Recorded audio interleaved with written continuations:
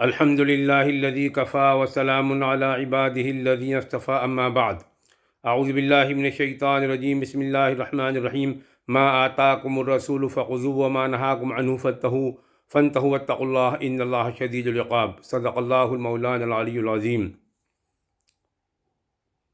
برادران شہر، دوستوں، بزرگوں اور ساتھیوں، یہ آیت مبارکہ تمہیداً میں نے پڑھی جس میں اللہ تعالیٰ نے فرمایا ما آتاکم الرسول فخذوہ وما نہاکم عنہ فانتہوا.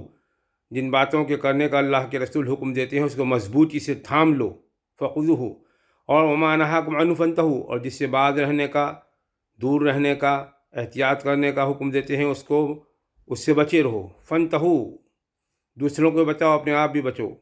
واتقوا اللہ، اور ہر کام میں اللہ کا تقوی، اخلاص، للہیت، خشیت خداوندی پیش نظر رہے. ان اللہ شدید العقاب، بے شک اللہ تعالیٰ بڑا زبردست سزا دینے والا ہے. اللہ تعالیٰ ہمیں نبی اکرم صلی اللہ علیہ وسلم کے اسوہ مبارکہ پر زندگی گزارنے کی توفیق عطا فرمائے.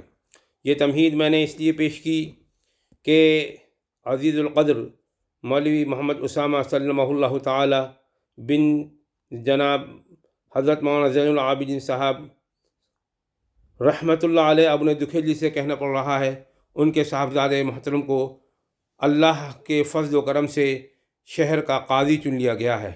اب ہمارے شہر کے شہر قاضی عزیز القدر مولوی محمد اسامہ سلمہ اللہ تعالی ہیں. میں دل کی گہرائیوں سے انہیں مبارکباد دیتا ہوں اور دعا کرتا ہوں، دعا گو ہوں، اللہ تعالیٰ وہبی طور پر انہیں صلاحیتیں عطا فرمائے اور ان تمام امور کو جو حضرت قاضی صاحب رحمۃ اللہ علیہ چھوڑ کر گئے ہیں، چاہے وہ مسجد کا کام ہو، مدرسے کا کام ہو یا اور بھی امور ہو، ان کو اسی طرح پروان چڑھائیں، بلکہ اس سے بھی آسان طریقے پر. بس کچھ ہدایتیں، کچھ نصیحتیں، اس لیے کہ وہ میرے بڑے تھے اور بڑا مشفقانہ ہمارا تعلق تھا. اور میں نے پہلے بھی کہا اور اب بھی کہہ رہا ہوں کہ وصال سے ایک روز قبل جب میں عشاء کے بعد گیا، تقریباً 1.25 گھنٹے تک ملاقات رہی اور علمی گفتگو پر، سلوک اور تصوف پر بہت ہی افادہ اور استفادہ والی گفتگو رہی. اس اعتبار سے اپنے تعلق کی بنا پر عزیز القدر مولوی محمد اسامہ سلمہ اللہ تعالی شہر قاضی ضلع بلند شہر کو یہ تھوڑی سی میں درخواست کروں گا کہ بہت اخلاص کے ساتھ، للہیت کے ساتھ کام کریں، خشیت الہی کو پیش نظر رکھیں. اور جیسا کہ روایت سے بھی ثابت ہے کہ اپنے والدین کے وصال کے بعد اپنے والدین سے ملنے والوں کے ساتھ اسی طرح ادب اور احترام کا معاملہ رہے. تو اب کیونکہ رمضان المبارک کا مہینہ آنے والا ہے، سفر آئیں گے، تو آپ کے والد محترم کے ساتھی بھی تھے، بڑے بھی تھے، چھوٹے بھی تھے، جو طرز عمل ان کا رہا اس سے بھی اچھا طرز عمل آپ پیش کیجئے اور اپنے بھائیوں کو بھی ساتھ لے کر چلیے. اساتذہ کرام جو مدرسہ فرقان قاسم معارف کے ہیں، ممکن نہیں بلکہ بعض آپ کے اساتذہ کے درجے میں ہیں، بعض آپ سے چھوٹے ہیں، سب کو بڑے مشفقانہ انداز سے لے کر چلیے اور طلباء کے ساتھ مشفقانہ رویہ اختیار کیجیے.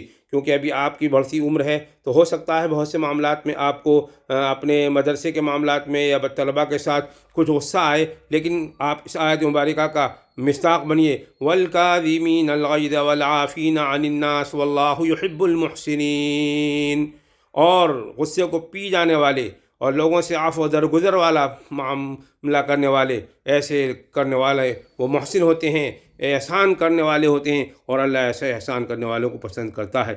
میں آپ کو پھر مبارکباد دیتا ہوں. یہ چند نصیحتیں اور یا درخواستیں میں نے اپنے تعلق کی بنیاد پر کی ہیں اور مجھے امید ہے کہ آپ ان پر عمل کریں گے.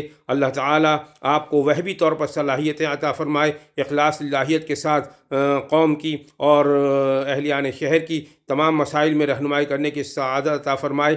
بڑوں کا ادب، چھوٹوں پر احترام، طلباء کا پیار اور شفقت، یہ خیال رکھیے گا. گھریلو معاملات میں بھی بھائیوں کا خیال رکھیے گا اور والدہ محترمہ کا خیال رکھیے گا. میں ایک بار پھر آپ کو تہہ دل سے مبارکباد دیتا ہوں اور دعا کرتا ہوں اللہ تعالیٰ وہبی صلاحیتوں کے ساتھ آپ کو کام کرنے کی توفیق عطا فرمائے. اور ہمارے برادر مکرم حضرت قاضی صاحب رحمۃ اللہ علیہ نے جو امور چھوڑے ہیں ان کو بحسن خوبی پائے تکمیل تک پہنچائے، اور آپ مدرسے کو بھی اور زیادہ ترقی دیں اور مسجد کو بھی ترقی دیں، مقتدیوں کا بھی خیال رکھیں اور بہت ہی احتیاط کے ساتھ اور ادب اور احترام کا معاملہ رکھیں گے۔ مجھے امید ہے آپ ان باتوں پر کریں گے۔ بس ایک مرتبہ پھر آپ کو مبارکباد دے کر رخصت ہوتا ہوں۔ اللہ تعالیٰ اللہ تعالیٰ آپ کو مبارک فرمائے اور خلوص نیت کے ساتھ اور جذبے کے ساتھ اور محنت کے ساتھ کام کرنے کی توفیق عطا فرمائے۔